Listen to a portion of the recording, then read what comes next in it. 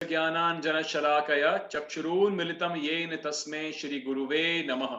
जय श्री कृष्ण चैतन्य प्रभु नित्यानंद, श्री अद्वैत गदाधर श्रीवासादि गौर भक्त वृंद। हरे कृष्णा कृष्णा कृष्णा हरे हरे, हरे राम राम राम हरे हरे। हरे कृष्णा। मैं आप सबसे रिक्वेस्ट करूंगा कि आप 8th चैप्टर खोल लीजिए अपनी भगवत गीता के अंदर, और उसमें श्लोक संख्या 21 ले लीजिए, वर्स नंबर 21, 8.21। ठीक है, तो आज हम इसको बहुत ही सरलता से समझने का प्रयास करेंगे, और हम प्रयास ये करेंगे कि ये आज ये चैप्टर हमारा 8 कंप्लीट हो जाए, भगवत प्राप्ति। तो यहां पर जो 21वां श्लोक है 8वें अध्याय का, उसमें भगवान कहते हैं, अव्यक्तः अक्षरः इति उक्तः तम आहु परमाम गतिम यम प्राप्य न निवर्तन्ते तत्धाम परमम मम। अनुवाद और तात्पर्य शिला प्रभुपाद के द्वारा। शिला प्रभुपाद की जय। तो भगवान समझाते हैं, जिस वेदांती अप्रकट तथा अविनाशी बताते हैं, जो परम गंतव्य है, जिसे प्राप्त कर लेने पर कोई वापस नहीं आता, वही मेरा परम धाम है। आप लोग बहुत ही ध्यान से सुनने का प्रयास करना। भगवान ने क्या बताया? जहां परम गंतव्य मेरा ऐसा धाम है जिसे प्राप्त करके मनुष्य वापस नहीं आता। तो ब्रह्म संहिता में भगवान कृष्ण के परम धाम को चिंतामणि कहा गया है। चिंतामणि ऐसा स्थान है जहां पर किसी भी जीवात्मा की सारी इच्छाएं पूरी होती हैं। तो प्रभुपाद हमको यह समझाते हैं कि भगवान कृष्ण का परम धाम गोलोक वृंदावन कहलाता है। और ब्रह्म संहिता जो ग्रंथ है, जिसमें कि ब्रह्मा जी की स्तुति है, ब्रह्मा जी की स्तुति है जब वो भगवान के दर्शन करते हैं इस सृष्टि की रचना करने से पहले, तब भगवान को देख के जो उन्होंने स्तुति की थी उसे ब्रह्म संहिता कहा जाता है। और वो ग्रंथ हमारे मंदिर के अंदर अवेलेबल भी है, आप ले सकते हैं। उस ग्रंथ के अंदर ब्रह्मा जी ने गोलोक वृंदावन, गोलोक वृंदावन परम धाम का डिस्क्रिप्शन दिया है। पूरा विस्तार से गोलोक वृंदावन के बारे में समझाया है। तो प्रभुपाद वही हमको यहां बता रहे हैं कि पारसमणि से निर्मित प्रसादों से युक्त है भगवान का धाम। वहां वृक्ष भी हैं जिन्हें कल्प वृक्ष कहा जाता है या कल्पतरु कहा जाता है, जहां हम जो इच्छा बोलते हैं वो इच्छा तुरंत व्यक्ति की, जीवात्मा की पूर्ण हो जाती है। और वहां गाय भी हैं जिन्हें सुरभि गाय कहा जाता है, वे अनंत दुग्ध देने वाली है। इस धाम में भगवान की सेवा करने के लिए लाखों अनंत लक्ष्मियां भी हैं।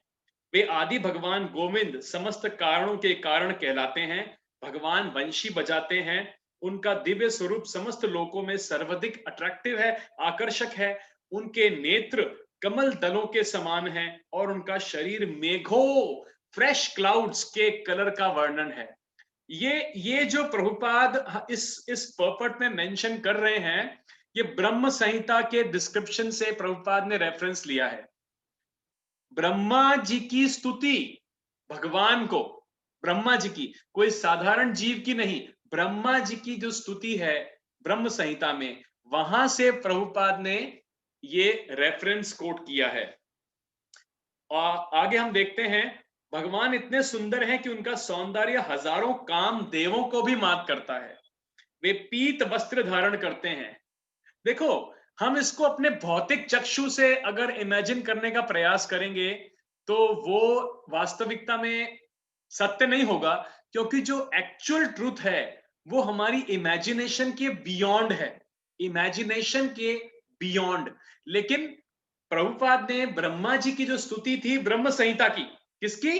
ब्रह्म संहिता की। उस स्तुति में जैसा ब्रह्मा जी ने डिस्क्रिप्शन किया, उससे हमको एटलीस्ट ये इंफॉर्मेशन मिल रही है कि भगवान के वस्त्र पीत यानी पीतांबर वस्त्र धारण किए हैं। उनके गले में माला होती है, केश में मोर पंख होता है। भगवत गीता में भगवान कृष्ण अपने निजी धाम गोलोक वृंदावन का संकेत इंडिकेट करते हैं कि मेरा धाम ऐसा है जहां पर कि किसी भी प्रकार का सूर्य के प्रकाश या इलेक्ट्रिसिटी की जरूरत नहीं है। मेरा धाम स्वयं प्रज्वलित है, स्वयं प्रज्वलित है। वहां किसी प्रकार की दूसरी रोशनी की आवश्यकता नहीं है। ये वर्ष भी आगे भगवत गीता में आएगा। तो आप और हम जैसे जीव अभी जो सुन रहे हैं इस श्लोक को, इससे क्या समझ में आ रहा है हमको कि इस भौतिक जगत के परे आध्यात्मिक जगत है, और उस आध्यात्मिक जगत के अंदर भगवान का परम धाम गोलोक वृंदावन है। ये बात समझ में आ रही है हमको इस पर्पट से और इस श्लोक से और ब्रह्मी संहिता के रेफरेंस से। ये आप समझ पा रहे हो, मैं समझ पा रहा हूं, ठीक है। तो गोलोक वृंदावन भगवान ने क्या बोला? परम गंतव्य। इस श्लोक में जो लिखा है, यम प्राप्य न निवर्तन्ते तद्धाम परमम मम, सुप्रीम मेरा धाम, जहां जाके जीव कभी वापस नहीं आता। तो भगवत प्राप्ति का जो ये जो चैप्टर है, इसमें भगवान कृष्ण भगवत प्राप्ति, भगवान के धाम को कैसे प्राप्त करेंगे, वो 7 चैप्टर से बताना शुरू किया, और 8 चैप्टर के अंदर इसका भी डिस्क्रिप्शन हमें दे रहे हैं। तो ये बहुत सुंदर श्लोक है जहां भगवान ने क्लियर कट संकेत किया है। देखो, भगवत गीता में भगवान ने क्लियर इंडिकेट किया है कि ऐसा एक धाम है जो इस भौतिक जगत के बियॉन्ड है और सुप्रीम डेस्टिनेशन है हर जीवात्मा का। ठीक है, अब हम अगला श्लोक देखते हैं, श्लोक संख्या 22। पुरुषः स परः पार्थ भक्तया लभ्यस्तन वनन्नया यस्यान्तः स्थानी भूतानि येन सर्वम इदम ततम। अब ध्यान देना, अभी यहां भगवान बता रहे हैं किस प्रकार से मेरे धाम को प्राप्त किया जा सकता है। इस श्लोक में 8.22 क्या लिखा है? भगवान जो सबसे महान है, अनन्य भक्ति द्वारा ही प्राप्त किए जा सकते हैं। यद्यपि वे अपने धाम में विराजमान रहते हैं, तो भी वे सब जगह सर्वव्यापी हैं, अणु अणु के अंदर भी हैं, और उनमें सब कुछ स्थित भी है। तो इस श्लोक में आप जरा ध्यान दो, पहला शब्द क्या लिखा है? पुरुषः स परः।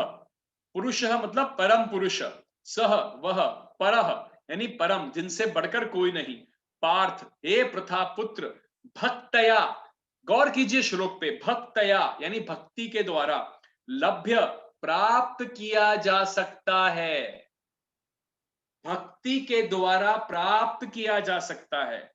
तू लेकिन अनन्या, यानी अनन्या का मतलब कैसी भक्ति?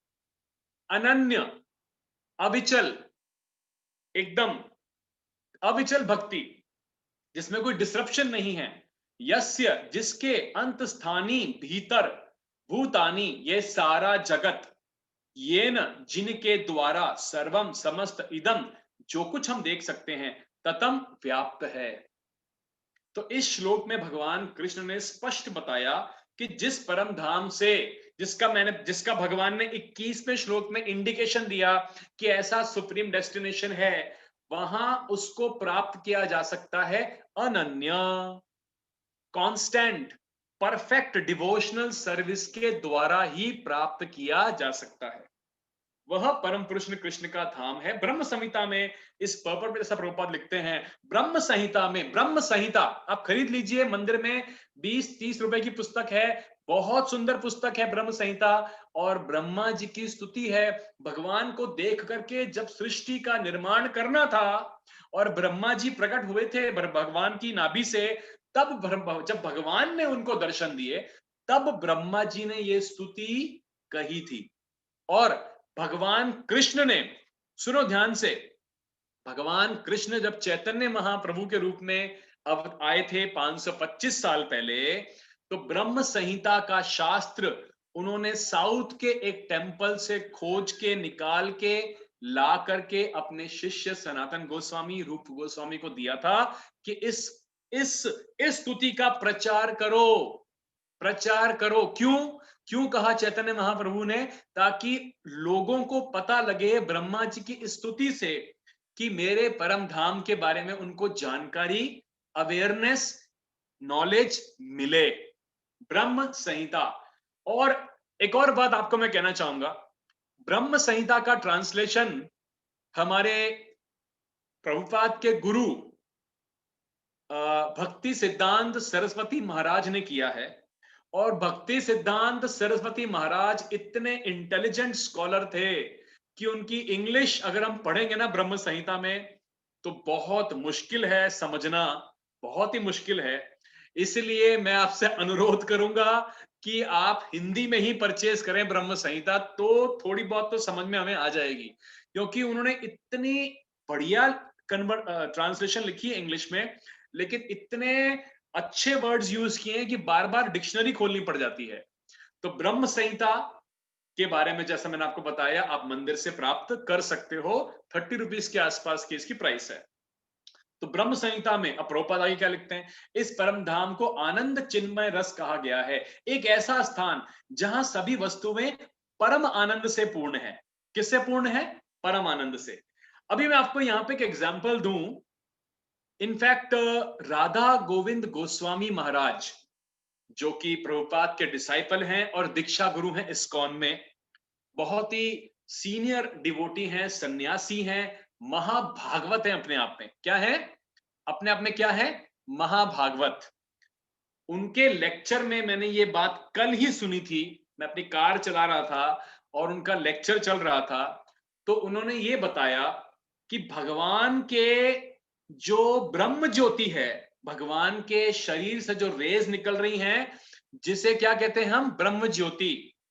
जब अगर कोई जीव ब्रह्म ज्योति में भी जाके लीन होता है, भगवान के बॉडीली रेज में भी कोई जीव लीन होता है, उसका आनंद जो है ना, इस भौतिक जगत के किसी व्यक्ति को ब्रह्मा जी की उम्र मिल जाए और सारा का सारा भौतिक जगत का उस भोग उस व्यक्ति को मिल जाए, उससे भी कई गुना ज्यादा आनंद जीव को केवल भगवान की ब्रह्म ज्योति में प्राप्त हो जाता है। जबकि ब्रह्म ज्योति भक्तों का लक्ष्य नहीं है। ब्रह्म ज्योति भक्तों का लक्ष्य नहीं है। भक्तों का लक्ष्य है भगवान के नित्य धाम में उनके साथ उनकी सेवा करना। तो ब्रह्म ज्योति में अभी अगर जीव गया, तो यहां के भौतिक जगत के सारे भोगों से कई गुना ज्यादा आनंद उसको वहां प्राप्त होता है। तो आप अब इस बात को हम सोच सकते हैं, इमेजिन नहीं कर सकते कि भगवान के नित्य धाम गोलोक वृंदावन में जीव अगर जाएगा, तो किस प्रकार का आनंद का वो अनुभव करता होगा। नित्य आनंद, आनंद जो कि इस भौतिक जगत में आनंद का कहीं पर भी अनुभव भी नहीं है। जो भी सुख या आनंद हम यहां प्राप्त करते हैं, ये वास्तविकता में आनंद नहीं है। तो यहां क्या लिखा है, ब्रह्मा जी ने जो लिखा उनके धाम के बारे में, ऐसा स्थान जहां सब वस्तुएं परम आनंद से पूर्ण है, जितनी भी विविधता प्रकट होती है वह सब इसी परमानंद का गुण है। वहां कुछ भी भौतिक नहीं है, एवरीथिंग इज स्पिरिचुअल। भगवान के धाम में हर चीज स्पिरिचुअल है। आप इस बात को सुनो ध्यान से, इस बात को रजिस्टर करो अपने माइंड के अंदर, भगवत गीता के अंदर और ब्रह्म संहिता के रेफरेंस को हम यहां डिस्कस कर रहे हैं। और क्योंकि वहां की सारी अभिव्यक्ति पराशक्ति के कारण है, जैसा कि 7 चैप्टर में भगवान ने बताया था। यहां इस भौतिक जगत का प्रश्न है, यद्यपि भगवान अपने धाम में हमेशा रहते हैं, तो भी वे अपनी भौतिक शक्ति द्वारा सब जगह व्याप्त हैं। पर्सनली भगवान अपने धाम में भी हैं, धाम में रह करके पूरे भौतिक जगत में हर जगह सर्वव्यापी भी हैं। तो यहां पर हमको यह मालूम पड़ता है कि भौतिक और आध्यात्मिक दोनों ब्रह्मांडों में भगवान उपस्थित रहते हैं। यस्यांतः, जो वर्ड ऊपर लिखा है ना, यस्यांतः, श्लोक में 22 श्लोक में यस्यांतः, देखिए इसका मतलब यस्य, जिसके अंत स्थानी, भीतर, यह सारा जगत, भूतानी, भगवान के भीतर भी है और भगवान अपने नित्य धाम गोलोक वृंदावन अपने परम धाम में भी है। लेकिन इसके लिए क्वालिफिकेशन क्या है? क्वालिफिकेशन क्या बताई भगवान ने? एक ये बात भगवान ने भगवत गीता में 2-3 जगह रेफर करी है कि केवल भक्ति के द्वारा मुझे जाना जा सकता है और केवल भक्ति के द्वारा जीव मुझे प्राप्त कर सकता है। भक्ति से तुरंत प्राप्त कर सकता है। बाकी अन्य योगों से भी कर सकता है, लेकिन भक्ति से तुरंत उसको लाभ मिलता है इस चीज का। तो आगे प्रभुपाद ने लिखा सेकंड पैराग्राफ में अंदर आप देखो, कृष्ण के परम धाम में या असंख्य बैकुंठ लोकों में भक्ति के द्वारा ही प्रवेश संभव है, अन्यथा नहीं। भक्ति अगर कोई व्यक्ति नहीं कर रहा तो प्रवेश संभव नहीं है, जैसा कि भक्तया शब्द सूचित करता है, जो ऊपर भगवान ने कहा। किसी अन्य विधि से परम धाम की प्राप्ति संभव नहीं है। अब रेफरेंस दिया प्रभुपाद ने आगे गोपाल तापानी उपनिषद का। गोपाल तापानी उपनिषद में भी परम धाम और भगवान का डिस्क्रिप्शन है। एको वशी सर्वगः कृष्ण, उस धाम में केवल एक भगवान रहता है जिसका नाम कृष्ण है। तो ये बात आप अपने अंदर रजिस्टर कर लो। गोलोक वृंदावन सुप्रीम डेस्टिनेशन, वैकुंठ लोक से भी ऊपर का लोक है, जहां भगवान कृष्ण स्वयं पर्सनली व्याप्त हैं, और वैसे वो भौतिक जगत के अंदर सब जगह सर्वव्यापी भी हैं। और उस धाम को केवल भक्ति के द्वारा प्राप्त किया जा सकता है। ये हमको भगवान ने भगवत प्राप्ति, कौन सा चैप्टर, 8th चैप्टर भगवत प्राप्ति के 8.22 में इंफॉर्मेशन सीखने को मिलती है। ओके, मैं आपको बात बहुत साधारण तरीके से कहने का प्रयास कर रहा हूं ताकि आपको ये चीज याद रहे। ठीक है, now let us move to 23rd verse. 23rd verse, यत्र काले त्वनावृत्तिमावृत्तिम यैव योगिनः प्रयाता यान्ति तम कालम वक्ष्यामि भरत शर्व। हे भरत श्रेष्ठ, अब मैं तुम्हें उन विभिन्न कालों को बताऊंगा जिनसे इस संसार से प्रयाण करने के बाद योगी पुनः आता है अथवा नहीं आता। अब अगले श्लोकों में भगवान ऐसे समय कालों का डिस्क्रिप्शन अर्जुन को इंफॉर्मेशन के लिए बता रहे हैं कि जिस वक्त अगर किसी जीव की मृत्यु हो जाती है तो वो जीव पुनः इस संसार में नहीं लौटता। तो जैसा कि प्रभुपाद ने हमें इस पर्पट में बताया, परमेश्वर के अनन्य पूर्ण शरणागत भक्तों को इसकी चिंता नहीं रहती कि वो कब और कैसे शरीर को त्यागेंगे।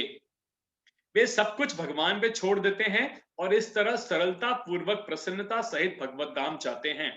किंतु जो अनन्य भक्त नहीं है, कर्म योग, ज्ञान योग या हठ योग जैसी आत्म साक्षात्कार की प्रोसेस पे डिपेंडेंट हैं, जो व्यक्ति ऐसे आत्म साक्षात्कार के प्रोसेस पे डिपेंडेंट हैं, उन्हें उपयुक्त समय में शरीर त्यागना होता है, जिससे वे आश्वस्त हो सकें कि इस जन्म मृत्यु वाले संसार में उनको लौटना नहीं पड़ेगा।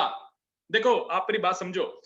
डिवोटी जो भक्ति के मार्ग पे चल रहा है, क्या कर रहा है? वो डिवोशनल सर्विस प्रैक्टिस कर रहा है भक्तया, भगवान ने पिछले श्लोक में कहा। तो उसको वो ये बॉदर ही नहीं करता कि वो कब, कहां, कैसे प्राण त्यागेगा। वो केवल भगवान को प्रेम करने में और भगवान की सेवा करने में ही आनंद की अनुभूति करता है। Pure devotee. जब जब कृष्ण भावनामृत के अंदर व्यक्ति प्रोग्रेस करते करते करते एक ऐसे स्तर पे आता है, आने के बाद वो भगवान से प्रेम करता है और भगवान को संतुष्ट करने के लिए कार्य करता है। अभी वो बॉदर ही नहीं करता कि मेरी मृत्यु कब होगी, कैसे होगी, मैं भगवत धाम जाऊंगा या नहीं जाऊंगा। उसको केवल भगवान कृष्ण की सेवा से मतलब है। तो ये प्रभुपाद ने हमको यहां बताया। ये जो भगवान अन्य कालों की बात कर रहे हैं ना, हरि बोल, कि अलग अलग विभिन्न टाइम पे जो जीव छोड़ते हैं आत्मा, तो जो भगवान पे आश्रित ना रह के हठ योग यानी अष्टांग योग का प्रोसेस, जो योगी हिमालयास के अंदर या जूनागढ़ में कई जगह इस प्रकार के अष्टांग योग पद्धत को फॉलो करके अपने जीवात्मा को ट्रांसफर कर सकते हैं अपने मनचाहे लोक में, ऐसे ऐसे ऐसे योगी जो भक्ति पे आश्रित नहीं है, या कर्म योगी जो कर्म योग फॉलो कर रहे हैं, यानी कि अपना कार्य कर रहे हैं और निष्काम भाव से कर्म करने का प्रयास कर रहे हैं, कर्म योगी, हठ योगी या ज्ञान योगी। तो ये अगर अगर वो कभी अपना शरीर त्याग करते हैं तो उनको इस बात का ये रहता है, आश्वासन रहता है कि अगर मेरी मृत्यु इस काल में हुई इस समय पर हुई, तो हाँ, भगवान कहते हैं कि वो जीवात्मा वापस इस भौतिक जगत में नहीं आएगा। हाँ, आगे हम देखते हैं, यदि योगी सिद्ध होता है, देखो सेकंड पैरा चेक करो 23rd वर्ष का, यदि योगी सिद्ध होता है तो वह इस जगत से छोड़ने से, शरीर छोड़ने का समय स्थान चुन सकता है। अष्टांग योगी अगर सिद्ध है, उसने अष्टांग योग को बहुत अच्छे से प्रोसेस से अपनी शक्ति को प्राप्त किया है, तो वो तय कर सकता है कि अपने जीवात्मा को कहां स्थानांतरित करे। किंतु यदि वह इतना पटु नहीं है, तो उसकी सफलता उसके अचानक शरीर त्याग के संयोग पे डिपेंड करती है। भगवान ने अगले श्लोक में ऐसे उचित अवसरों का डिस्क्रिप्शन किया है कि कब मरने से कोई वापस नहीं आता। आचार्य बलदेव विद्याभूषण के अनुसार यहाँ पर संस्कृत के शब्द काल का प्रयोग काल के अधिष्ठाता देव के लिए हुआ है। तो यहां भक्त के बारे में प्रभुपाद ने क्या लिखा, भक्त को चिंता नहीं है इस बात की। गुड डिवोटी, भगवान का जो कृष्ण का भक्त है, शुद्ध भक्त के बनने का प्रयास कर रहा है, वो सोचता ही नहीं मेरी मृत्यु कब और कैसे और कहां होगी, कौन से समय पर होगी, क्योंकि वो निश्चिंत है, वो कृष्ण कॉन्शियसनेस के अंदर रहता है हमेशा। और उसको ये पता है कि भगवान ने जैसा बोला है 8 चैप्टर के शुरुआत में, आपको भगवत प्राप्ति के 8th चैप्टर के शुरुआत में भगवान ने बोला 8.5 के अंदर, यम यम वापी स्मरण भावम, कि जैसे जैसे भाव को मरते वक्त जीवात्मा रखेगा, वैसा ही उसको अगला शरीर प्राप्त होगा। तो अगर वो जीवात्मा भगवान का स्मरण कर रहा है, तो आध्यात्मिक शरीर उसको प्राप्त होगा। तो भक्त इसकी चिंता नहीं करते। तो अगर हम अगला श्लोक देखें 24th, अग्नि ज्योति अह शुक्ल षट मास उत्तर अयनम तत्र प्रयाता गच्छन्ति ब्रह्म ब्रह्म विद जना। जो परब्रह्म के ज्ञाता हैं, जो अग्निदेव के प्रभाव में, प्रकाश में, दिन के शुभ लक्षण में, शुक्ल पक्ष में, जब सूर्य उत्तरायण में रहता है, ये जो अभी आने वाला है उत्तरायण, उन 6 मासों में इस संसार से शरीर त्याग करने पर उसे परब्रह्म को प्राप्त करते हैं। ये भगवान बता रहे हैं अर्जुन को कि इन अवसरों पे अगर कोई जीव जो कृष्ण भावना भावित नहीं है, जो हठ योग या ज्ञान योग या कर्म योग को फॉलो कर रहा है, वो अगर ऐसे अवसर पे प्राण त्याग उसके होते हैं, तो वो भगवत धाम की प्राप्ति करता है।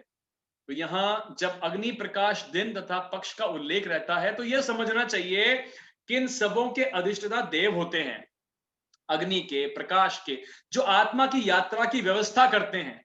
आत्मा की यात्रा की निकलने के बाद मृत्यु के समय मन मनुष्य को नवीन मार्ग पर ले जाता है। यदि कोई अकस्मात या योजना पूर्वक उपयुक्त समय पर अपने शरीर का त्याग करता है, तो उसके लिए निर्विशेष ब्रह्म ज्योति प्राप्त करना संभव होता है।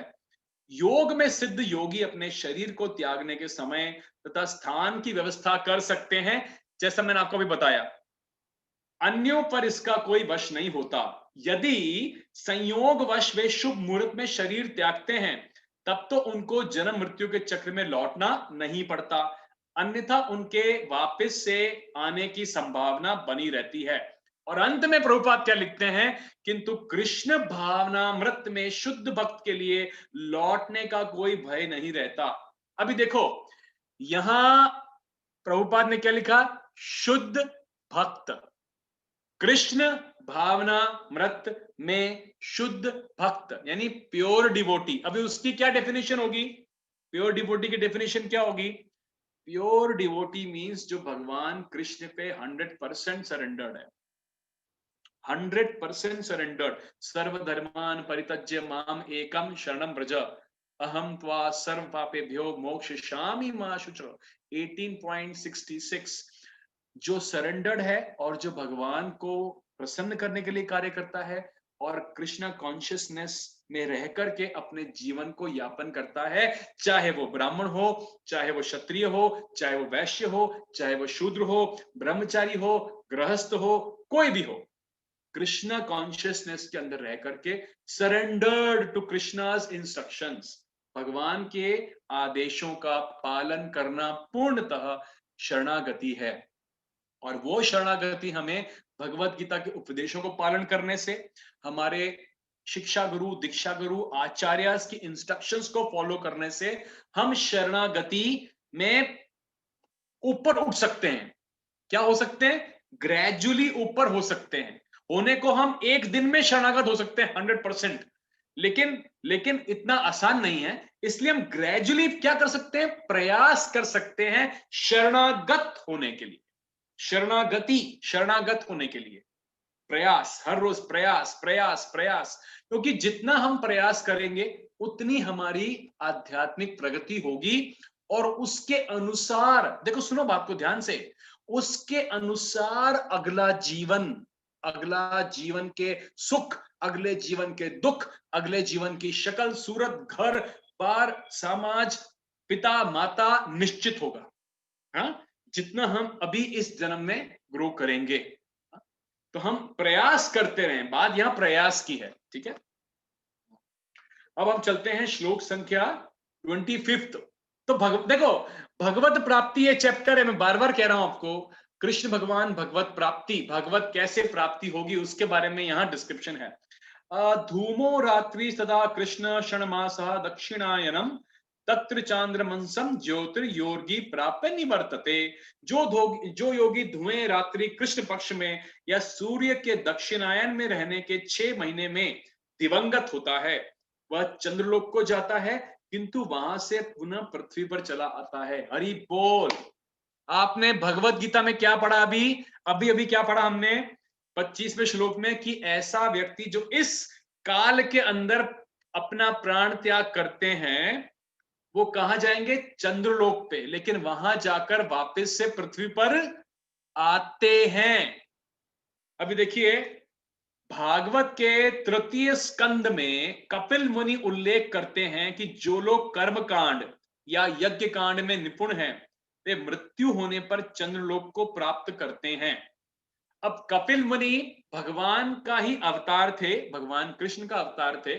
और श्रीमद् भागवत, देखो सुनो, श्रीमद् भागवतम के 3rd कैंटो के अंदर कपिल देव की अपनी माता देवहूति को बहुत अच्छी वो आत्म साक्षात्कार के ऊपर सांख्या फिलॉसफी पे उन्होंने बहुत सुंदर उपदेश दिया है। भागवत के 3रे कैंटो में कपिल मुनि और माता देवहूति, उनकी माता देवहूति उनसे प्रश्न करती हैं, और कपिल मुनि ने जो उनको उनको सांख्या फिलॉसफी का जो जो उपदेश दिया ना, अगर आप उसकी समरी भी पढ़ लो, क्या बोला मैंने? उसकी समरी, तो हमारे बालों के रोंगटे खड़े हो जाएंगे। इतना डिटेल में उन्होंने बताया सांख्य फिलॉसफी, और यहां तक कि जीव किस प्रकार माता के गर्भ में आता है, और किस प्रकार पूरा 8-9 महीने में अंदर उसका जो जीव, जो बच्चा बनता है, उसके हाथ, मसल्स, आंख, नाक आते हैं, और भगवान से कैसे वो जीव उस वक्त कनेक्टेड रहता है, उसको पिछले जन्म सारे याद आते हैं। उसके बाद किस प्रकार का जीवन यापन करता है, मर जाता है, मरने के बाद क्या क्या होता है, ये डिटेल्ड डिस्क्रिप्शन है 3rd canto of Shrimad Bhagavatam. पढ़ के आप हैरान हो जाओगे, इतना इतना कॉन्फिडेंशियल इंफॉर्मेशन है उसके अंदर।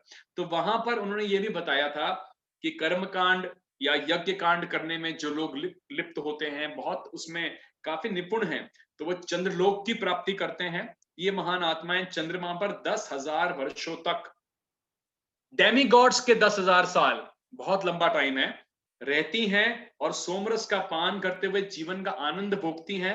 अंत तो गत्वा पृथ्वी पर लौटती हैं। इसका अर्थ यह हुआ कि चंद्रमा में उच्च श्रेणी के प्राणी रहते हैं, भले ही हम अपने स्थूल इंद्रियों से उन्हें देख ना सकें। हम पृथ्वी पर ही बहुत सारी चीजें नहीं देख सकते, तो चंद्रमा पर देखना तो हम नहीं सोच सकते, क्योंकि हमारे ये जो चक्षु हैं, ये दिव्य नहीं है, ट्रांसेंडेंटल नहीं है, ये इस भौतिक जगत के लिए ही लिमिटेड है। तो यहां पर हमको ये इंफॉर्मेशन भगवान कृष्ण अर्जुन को दे रहे हैं। देखो आप समझो, भगवत गीता में बोला ये भगवान कृष्ण ने कि ऐसी आत्माएं चंद्रलोक पे जाकर के काफी समय के बाद वापस पृथ्वी पर लौटती हैं। देखो ये बहुत इसका मतलब क्या हुआ कि कितना सीरियस मैटर है कि हमको भक्ति को बहुत सीरियसली लेना चाहिए। डिवोशनल सर्विस इस जन्म में प्राप्त हो गई किसी अच्छे कर्म की वजह से, इसको हमको नर्चर करना चाहिए, लाइक अ प्लांट, छोटे प्लांट की तरह उसको नर्चर करने का प्रयास करना चाहिए। तो ओके, नाउ नेक्स्ट श्लोक है, शुक्ल कृष्णे गति गति ही एते जगत शाश्वते मते एकया याति अनावृतिम अनन्या आवर्तते पुनः। तो वैदिक मत अनुसार इस संसार से प्रयाण करने के दो मार्ग हैं, एक प्रकाश का, दूसरा अंधकार का। जब मनुष्य प्रकाश के मार्ग से जाता है तो वो वापस नहीं आता, किंतु अंधकार के मार्ग से जाने वाला व्यक्ति पुनः लौट के आता है। तो यहां पर आचार्य बलदेव विद्याभूषण ने छांदोग्य उपनिषद, देखो reference is being quoted from Veda, Upanishad, Gopal Tapani Upanishad, Chandogya Upanishad, Brahma Samhita. अब देखो ये किसी की मनगढ़ंत बातें नहीं है। ब्रह्म संहिता, उपनिषद, हमने पीछे देखा था गोपाल तापानी उपनिषद, अभी कौन सा रेफरेंस आया? छांदोग्य उपनिषद। ऐसा ही विवरण उद्धत किया गया है। जो अनादि काल से सकाम करनी तथा दार्शनिक चिंतन रहे हैं, वे निरंतर आवागमन करते हैं। वस्तुतः उन्हें परम मोक्ष प्राप्त नहीं होता, क्योंकि वे भगवान कृष्ण की शरण में नहीं जाते। हम उसी श्रेणी में हैं, इसलिए अभी हम यहाँ भौतिक जगत पर, इस पृथ्वी पर, अहमदाबाद में, गुजरात में, जहां भी बैठे हैं, ठीक है? तो नहीं तो हम इस भौतिक जगत में नहीं होते। अब इसके बाद अगला श्लोक जो है 27th वर्स, नेते सति पार्थ जान योगी मुहति कश्चन तस्मात् सर्वेषु कालेषु योग युक्तो भवार्जुन। हे अर्जुन, यद्यपि भक्तगण, अब भगवान क्या बता रहे हैं देखो, अब भगवान क्लैरिफाई कर रहे हैं डिवोटीज की माइंडसेट। भक्तगण इन दोनों मार्गों को जानते हैं किंतु वो मोहग्रस्त नहीं होते, अतः तुम भक्ति में सदैव स्थिर रहो। तो Krishna is actually building the importance of devotional service to Arjun in this chapter, और ये भी बता रहे हैं कि मुझे कैसे प्राप्त किया जा सकता है, कौन कौन से मार्ग हैं, लेकिन भक्ति से ही मुझे प्राप्त किया जा सकता है। जो भक्त होता है वो इससे मोहग्रस्त नहीं होता, इसलिए तुम केवल भक्ति में स्थिर रहो। क्लियर कट ये इंस्ट्रक्शन भगवान दे रहे हैं। और यहाँ प्रभुपाद क्या लिखते हैं हमें पोपट में, भगवान कृष्ण अर्जुन को उपदेश दे रहे हैं कि इस जगत से आत्मा के प्रयाण करने के विभिन्न मार्गों को सुनकर विचलित मत हो। आप, मैं इसको सुन के विचलित ना हो, अरे मेरी मृत्यु इस काल में नहीं हुई तो, मेरी मृत्यु उत्तरायण के समय ऐसा नहीं हुआ तो, वैसा नहीं हुआ तो, नहीं नहीं, भक्त को इसको सुन के मोहग्रस्त नहीं होना। इस श्लोक के अनुसार हमको भगवान पे डिपेंडेंट रहना है, हमको कृष्ण कॉन्शियसनेस में रह के कार्य करना है। हमेशा हो सके जो भी कार्य कर रहे हैं, बिजनेस कर रहे हैं, जॉब कर रहे हैं, कुछ भी कर रहे हैं, उसको भगवान का कार्य समझ के, भगवान का आदेश समझ के, भगवान ने मुझे इस परिस्थिति में डाला और मैं ये काम अच्छे से करूं, कृष्ण कॉन्शियसनेस में, वो भक्ति ही है, भगवान की सेवा ही है। तो प्रभुपाद लिखते हैं कि भगवत भक्त को इसकी चिंता नहीं होनी चाहिए, वह स्वेच्छा से मरेगा या कैसे मरेगा। भक्त को कृष्ण भावनामृत में दृढ़ता पूर्वक स्थिर रहकर हरे कृष्ण महामंत्र का जप करना चाहिए, chanting of the holy name. आप समझो ये बहुत ज्यादा इंपॉर्टेंट है। कितनी जगह शास्त्रों में इसका वर्णन है कि आज हमको हरे कृष्ण महामंत्र का जप ही कलयुग के अंदर सबसे बड़ा उद्धार करवाता है।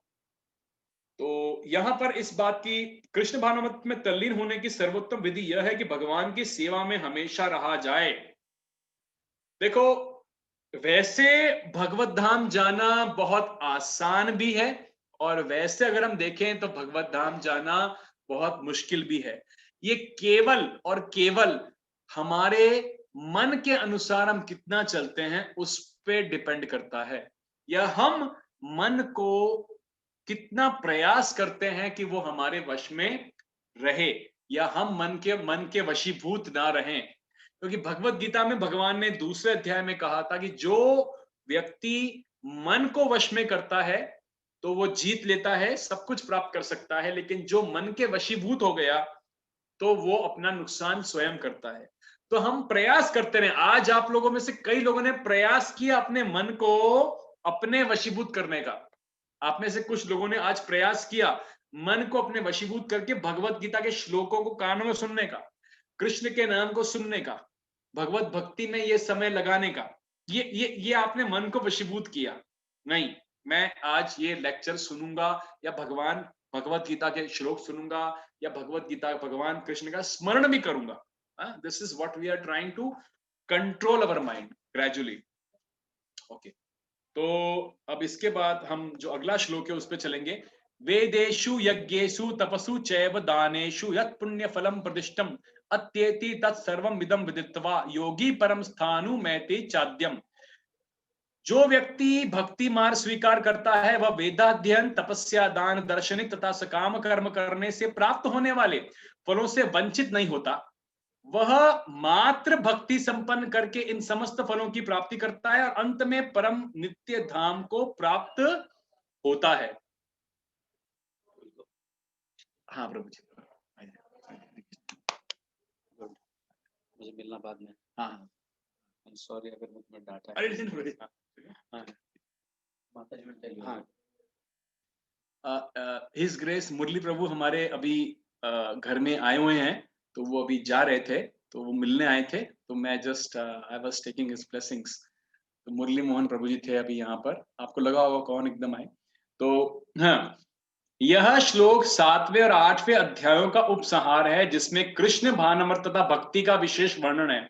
मनुष्य को अपने गुरु के निर्देशन में वेदाध्ययन करना होता है और उन्हीं के आश्रम में रहते हुए तपस्या करनी होती है। पहले देखो, समझो, 28 वर्ष में जो व्यक्ति भक्ति मार्ग स्वीकार करता है, डिवोशनल सर्विस, वह वेद को अध्ययन करने का, वेदों को पढ़ने का, तपस्या करने का, दान करने का, दार्शनिक तथा सकाम कर्म से प्राप्त होने वाले फलों से वंचित नहीं होता। आप समझे बात को? जो भक्ति मार्ग स्वीकार किए हैं ना, वो ये जो कार्य हैं, वेद का अध्ययन, तपस्या, दान, दार्शनिक तथा सकाम कर्म से प्राप्त करने वाले फलों से वंचित नहीं होता, उसको प्राप्त स्वाभाविक हो जाते हैं। वह मात्र भक्ति संपन्न करके इन समस्त फलों की प्राप्ति करता है और अंत में परम नित्य धाम को प्राप्त होता है, भक्ति करके, डिवोशनल सर्विस प्रैक्टिस करके। अब डिवोशनल सर्विस प्रैक्टिस कैसे करेंगे? ये प्रश्न आएगा ना, क्या क्या क्या क्या करना चाहिए? तो भागवतम में जो श्लोक है, प्रहलाद महाराज ने हिरण्यकशिपु को बोला था, ये श्रवणम कीर्तनम, आपने सुना होगा, श्रवणम कीर्तनम विष्णु स्मरणम पाद सेवनम अर्चनम दास्यम साख्यम। भक्ति के 9 स्टेप्स, 9 अलग अलग प्रकार बताए थे प्रहलाद महाराज ने हिरण्यकशिपु अपने पिताजी को। उसमें सबसे पहले क्या बताया था? श्रवणम। सबसे इंपॉर्टेंट क्या बताया था? श्रवणम, यानी सुनना।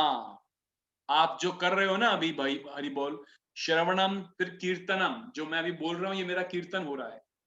विष्णु स्मरणम, भगवान का स्मरण करना, श्रवणम, कीर्तनम, विष्णु स्मरणम, पाद सेवनम, पाद सेवन, भगवान के चरणों की सेवा करना, अर्चना करना, वो अलग अलग 9 स्टेप्स हैं। पर सबसे महत्वपूर्ण क्या है? श्रवणम, कीर्तनम, विष्णु स्मरणम। Shravanam is most important. जितना आप सुनोगे, हरि बोल, जितना आप अटेंड करोगे, सुनोगे, ध्यान देके सीखने का प्रयास करोगे, तो हमारी जो डिवोशनल सर्विस है वो प्रोग्रेस करती है, क्योंकि भगवान के दर्शन आंखों से नहीं, हम कानों से लेते हैं। तो यहां भगवान ने ये भी बताया फायदा, हमको क्या बताया? मेरिट बताई अर्जुन को माध्यम बना के, कि जो भक्ति करेगा ना, उसको ये कार्य करने के जो फल आने वाले हैं वो स्वाभाविक उस व्यक्ति को प्राप्त हो जाएंगे। उसे कोई चिंता की आवश्यकता नहीं है, ये अपने आप उसको सारे के सारे फल प्राप्त हो जाएंगे। तो यहां पर प्रभुपाद ने शुरू में क्या बताया है कि किस प्रकार से जिसमें कृष्ण भावनामृत भक्ति का विशेष डिस्क्रिप्शन है, मनुष्य अपने गुरु के निर्देशन में वेदों का अध्ययन करता है, जो लिखा ना यहाँ, वेद अध्ययन। जब व्यक्ति वेदों का अध्ययन करता है, गुरु के आश्रम में रहता है, अपने गुरु के आज्ञाओं को पालन करता है, वेदों का अध्ययन करता है, तो परम चरित्रवान बनता है। उसके बाद जब उसकी गृहस्थ में एंटर करता है, तो वहां दान भी करता है, कई प्रकार की दान करता है, दार्शनिक और सकाम कर से कर्म भी करता है। तो उनसे जो प्राप्त करने वाले फल हैं, मोटा मोटा समझो, वो फल एक अच्छे डिवोटी को, अच्छा डिवोटी का मतलब कौन हुआ? Who is trying to surrender to Krishna. तो सरेंडर कैसे करेंगे? When we surrender to our spiritual master, when we surrender to our शिक्षा गुरु, दीक्षा गुरु, आचार्यस, ऑटोमेटिकली हम भगवान को सरेंडर होने का प्रयास कर रहे हैं।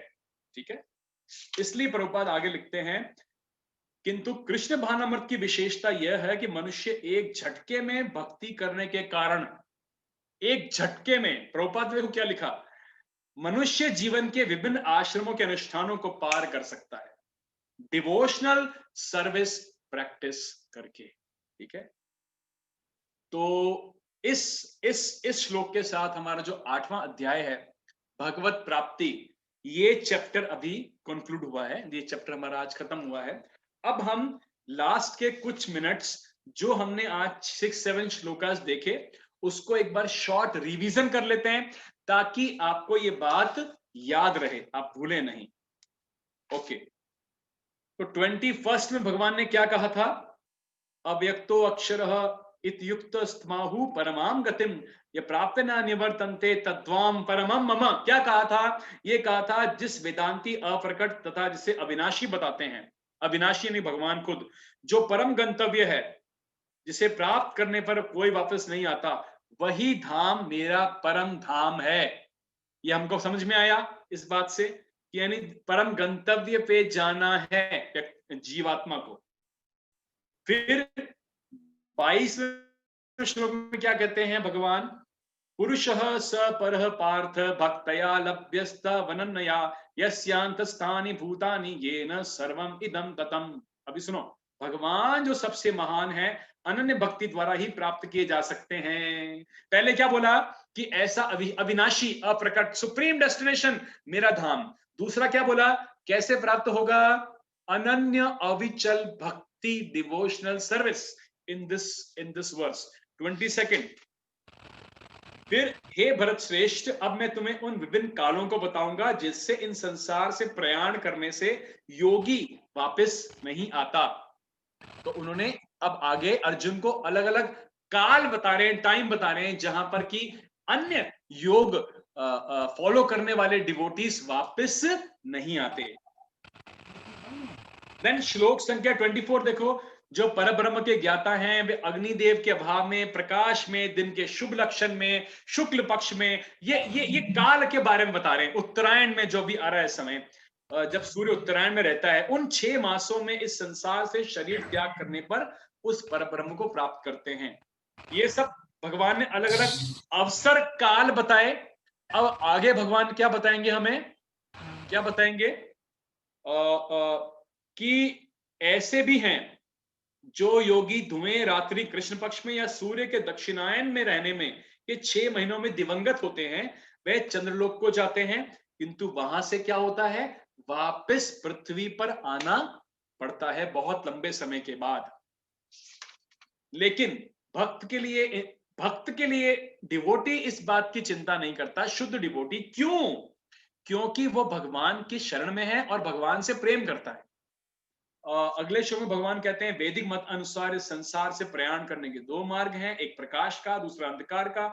जब मनुष्य प्रकाश मार्ग से जाता है तो वापस नहीं आता, अंधकार मार्ग से जाने वाले को वापस आना पड़ता है। हे अर्जुन, यद्यपि भक्तगण इन दोनों मार्गों को जानते हैं किंतु मोहग्रस्त नहीं होते, तो तुम मोहग्रस्त ना हो, मतलब ये हमारे लिए है, और तुम भक्ति में स्थिर रहो, स्थिर, अविचल, स्थिर रहना, दृढ़ता पूर्वक। प्रभुपाद इस बात पे बार बार एम्फेसाइज कर रहे हैं। और आगे बोलते हैं, जो व्यक्ति भक्ति मार्ग स्वीकार करता है, उसका बेनिफिट बता दिया भगवान ने, उसको वेदों का अध्ययन करना, तपस्या, दान, दार्शनिक और सकाम कर्म से प्राप्त होने वाले सारे फलों से वंचित नहीं होता। स्वाभाविक उसको ऐसे सारे फल प्राप्त हो जाते हैं। अब 9th चैप्टर से, बहुत इंपॉर्टेंट चैप्टर है, इसको मिस मत करना, परम गुह्य ज्ञान। यहां से भगवान कृष्ण बहुत ज्यादा डिटेल्ड में मोस्ट कॉन्फिडेंशियल इंफॉर्मेशन और भक्ति के बारे में बहुत अच्छी जानकारी हमें 9वें अध्याय से मिलेगी। तो आप अगली कक्षा मिस मत करना, 9 चैप्टर की स्टार्टिंग से ही बने रहना, ठीक है। तो 8 चैप्टर अभी हमारा भगवत प्राप्ति जो हमने कंक्लूड किया, जिसमें भगवान ने अर्जुन को बताया कि किस किस प्रकार से मुझे प्राप्त किया जा सकता है, भक्ति से ही प्राप्त किया जा सकता है। और याद रखिएगा जो श्लोक मैंने भी आपको बताया ना 8.5 एंड 8.6, वो बहुत ज्यादा इंपॉर्टेंट है। अंतकाले च मामेव स्मरण मुक्तवा कलेवरम यह प्रयाति समद्धाम याति नास्ति यत्र संशयः। और जीवन के अंत में जो केवल मेरा स्मरण करते हुए शरीर का त्याग करता है वह तुरंत मेरे स्वभाव को प्राप्त करता है, इसमें रंच मात्र भी संदेह नहीं। 8.5 भगवत गीता और 8.6 में भगवान कहते हैं यम यम वापी स्मरण भावम त्यजत्यन्ते कलेवरम तम तमे वेति कौन्तेय सदा तद्धा बभावितः। हे कुंती पुत्र, शरीर त्याग करते समय मनुष्य जिस जिस भाव का स्मरण करता है उस भाव को निश्चित रूप से प्राप्त करता है। मोटी बात यह है हम जैसे जीवों के लिए कि अगर हमने अपनी कॉन्शियसनेस, ये जो कॉन्शियसनेस है, इसको अगर मन के अनुसार कृष्ण के मन को सुनते हुए कृष्णा कॉन्शियसनेस से डाइवर्ट होते रहे या नहीं स्टेबल रखी तो अंत में भगवान का स्मरण नहीं आएगा, कोई और स्मरण आएगा जिसकी वजह से अभी हमको ये शरीर प्राप्त हुआ है, ऐसे ही कोई और शरीर प्राप्त हो जाएगा। तो अगर हम प्रयास करते रहेंगे, क्या करते रहेंगे, प्रयास करते रहेंगे कृष्णा कॉन्शियसनेस में अपने मन को वशीभूत रखने का और अपने आप को एकाग्र होकर के रहने का अविचल भाव से, तो संभव है कि हम एटलीस्ट अगर इस पृथ्वी पर नहीं आए तो हमारा जो अगला जन्म है वो ये हो सकता है कि हम उच्च लोक में जाएं और वहां भक्ति करके फिर जीव अगले उच्च लोक पे जाता है। ये बात है, अगर किसी ने अच्छी भक्ति करी तो, लेकिन फिर भी अगर वो पूरी 100% भक्ति अपने नहीं कर पाया तो उच्च लोकों पर भी जाते हैं और वहां से डिवोशनल सर्विस प्रैक्टिस करके भी आगे जीवात्मा की प्रगति होती है। तो मोटी मोटी बात यह है, चैंटिंग करना है, जितना प्रयास हो सके भगवान का स्मरण हमें अपने जहन में रखना है। ये बहुत जरूरी है। पर हमारे सबके लाइफ के अंदर काम काज, बहुत सारी मुसीबतें, problems, tensions, frustrations, irritation, disappointment है, यस, क्योंकि मटेरियल वर्ल्ड है। तो समझना पड़ेगा, बार बार अपने मन को कहना पड़ेगा कि भौतिक जगत है, यहां सुख नहीं, ये भौतिक जगत है, यहां सुख नहीं, किसी से नहीं मिलता सुख, चाहे वो कोई भी हो, बिजनेस के व्यक्ति हो, घर के व्यक्ति हो, जॉब के हो, कोई भी हो, नहीं मिलेगा है। एक्सपेक्टेशन रखना बंद करना पड़ेगा, नहीं मिलेगा। तो क्या करना पड़ेगा, कोशिश करनी पड़ेगी अपने आप को कृष्ण भावनामृत में प्रयास करते रहना पड़ेगा, प्रयास करते रहना पड़ेगा। तो इस बात के साथ हम आज का अपना ये 8 चैप्टर कंक्लूड करते हैं और अपनी जो मैं कक्षा है इसको आज विराम देता हूं। अब कोई प्रश्न है आपको किसी को भी तो अभी अपन कुछ क्वेश्चंस ले सकते हैं, किसी को भी, मेहुल प्रभु या देवल माता जी, नेहाली माता जी, हीना माता जी, आरोही प्रभु, किसी को भी, दीपक साहू प्रभु, राजू मिस्त्री जी, किसी को भी कोई क्वेश्चन है तो वी कैन टेक अप, हम ले सकते हैं। और एक इम्पॉर्टेंट आपको बात भी कहनी थी जो मुरली प्रभु अभी कह के गए हैं आज मुझे, कि मुरली मोहन प्रभु जी का जो बेसिक भगवत गीता का कोर्स है, बेसिक जो 6 सेशंस का होता है, वो 13 जनवरी से स्टार्ट हो रहा है। उसका 200 रुपीज का रजिस्ट्रेशन है। तो आप सबसे मेरी रिक्वेस्ट है कि कोशिश करके एटलीस्ट एक व्यक्ति को आप रेकमेंड करें और मुझे बता दीजिए, मुझे इन्फॉर्म कर दीजिए। एटलीस्ट कोशिश कीजिए कि हर कोई आप में से एटलीस्ट एक व्यक्ति को भगवत गीता के बेसिक बेसिक कोर्स के लिए मुरली प्रभु जी के आप उसको जोड़ सकें। एक जीव को भी, हरि बोल, एक जीवात्मा को भी अगर आपने भगवत गीता के बेसिक कोर्स में बिठाया, अगर वो थोड़ा सा आगे बढ़ गए तो आपको इतनी सुकृति प्राप्त होती है कि आपने उसको डिवोशनल सर्विस दी।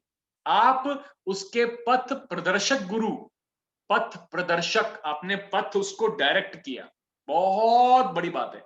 और कहीं वो थोड़े से प्रगति कर गए तो बहुत ही खुशी की बात है। तो कोशिश कीजिए 13 जनवरी के लिए 200 रुपए का रजिस्ट्रेशन है। हिज ग्रेस मुरली मोहन प्रभु जी कक्षा लेंगे एवरी वेडनेसडे, एवरी वेडनेसडे, ठीक है। तो आप जिसको भी रेकमेंड करना हो आप ग्रुप में डाल देना या मुझे बता देना, और उनको हम 13 जनवरी के बेसिक भगवत गीता कोर्स में उनको एनरोल कर लेंगे। चलिए इसके साथ हम आज का ये सत्र समाप्त करते हैं। आप सभी का बहुत बहुत धन्यवाद। आप सभी के चरणों में साक्षात दंडवत प्रणाम। आप सभी भगवत कथा अनुरागी जीवात्माएं हैं। ऐसी बहुत जीवात्माएं हैं जो भगवत गीता भगवान कृष्ण में इंटरेस्ट नहीं रखती। आप उन जीवात्माओं में से हैं जिनके अंदर श्रद्धा है, भगवान की भक्ति करने की इच्छा है। इसलिए आप सभी को मेरा बहुत बहुत साक्षात दंडवत प्रणाम और बहुत बहुत धन्यवाद आज के सत्र को अटेंड करने का। Thank you very much. Hare Krishna. Thank you.